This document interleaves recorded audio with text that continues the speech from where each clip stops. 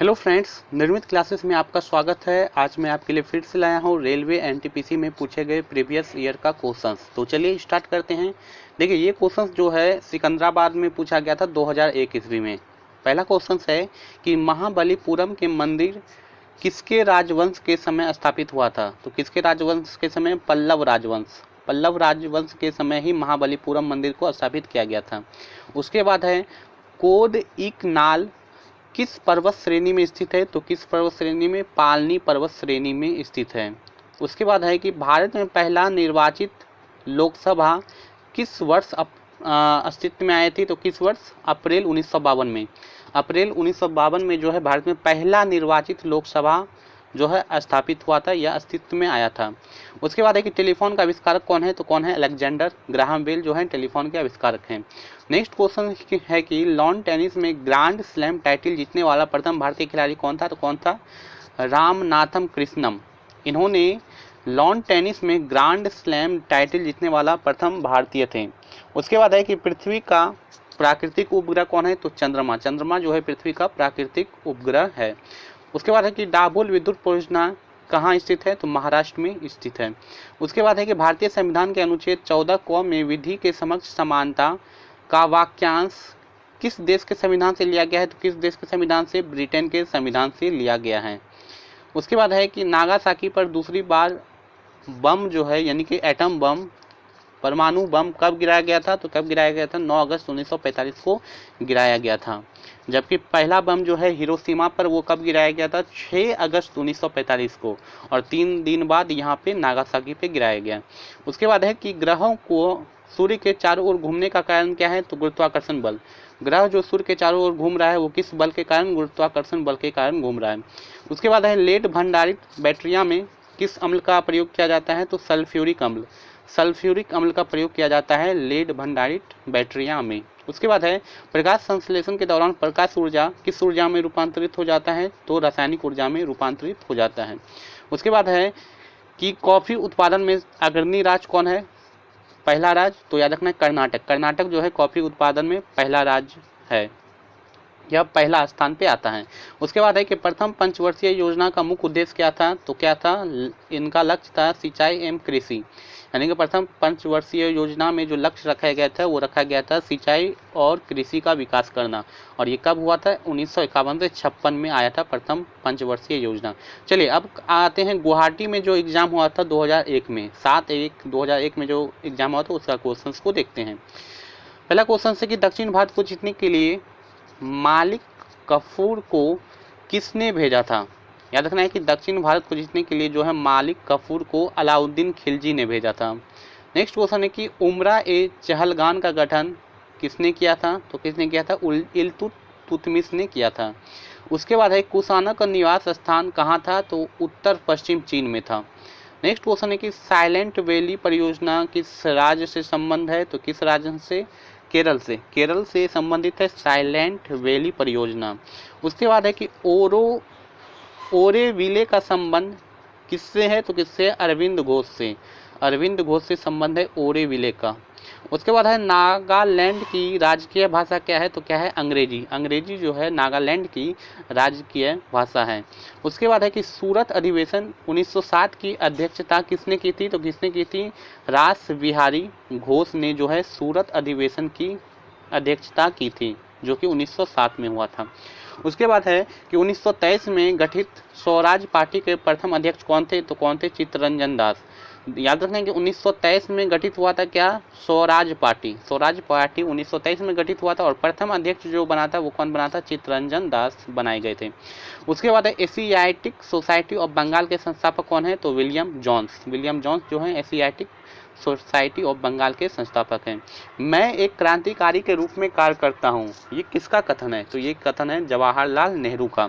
उसके बाद है कि 44वें संविधान संशोधन 1978 के द्वारा संपत्ति के मूलाधिकार को किस अधिकार के रूप में बना दिया गया या प्रमाणित किया गया? विधिक अधिकार। याद रखना है कि जो पहला संपत्ति का अधिकार था उसे एक कानून अधिकार यानी कि विधिक अधिकार बना दिया गया। किस संशोधन के द्वारा? 44वां संशोधन के द्वारा। कब किया गया था? 1978 में।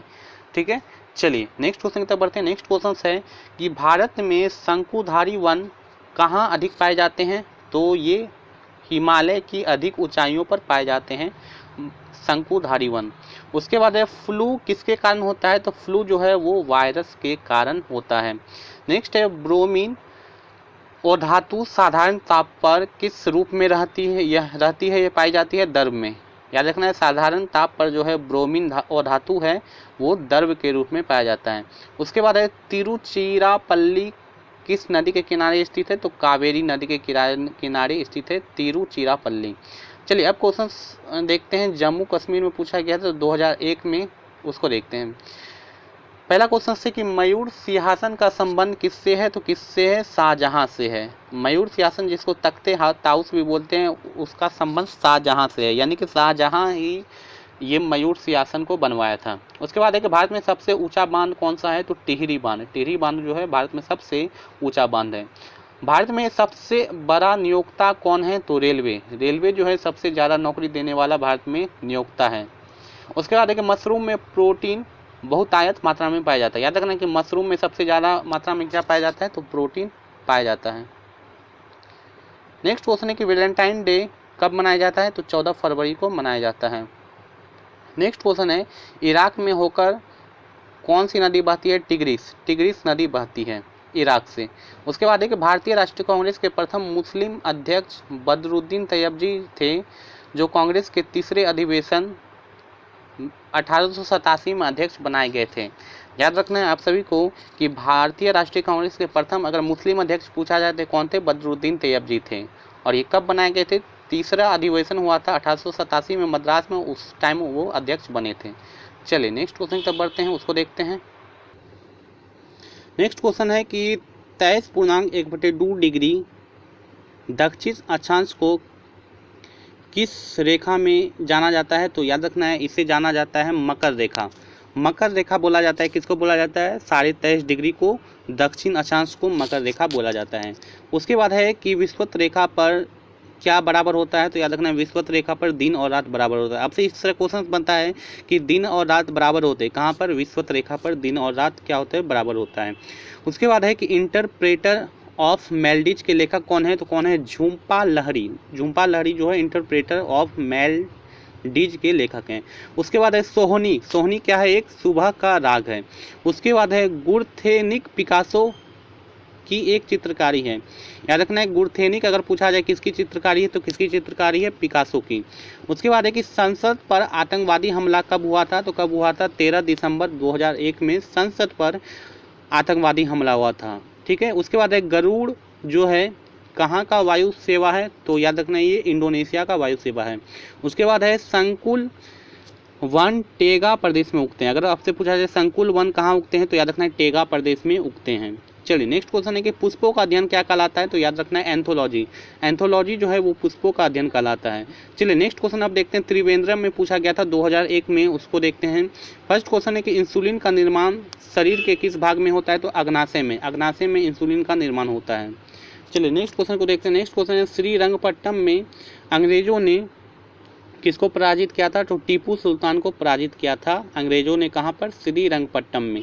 उसके बाद है तेल और प्राकृतिक गैस यानी कि ONGC का मुख्यालय कहाँ स्थित है? तो देहरादून में स्थित है, ये आपको याद रखना है। नेक्स्ट क्वेश्चन है कि आनुवांशिकता के नियम का प्रतिपादन किसने किया था? तो किसने किया था? ग्रेगरी जॉन मेंडल ने किया था।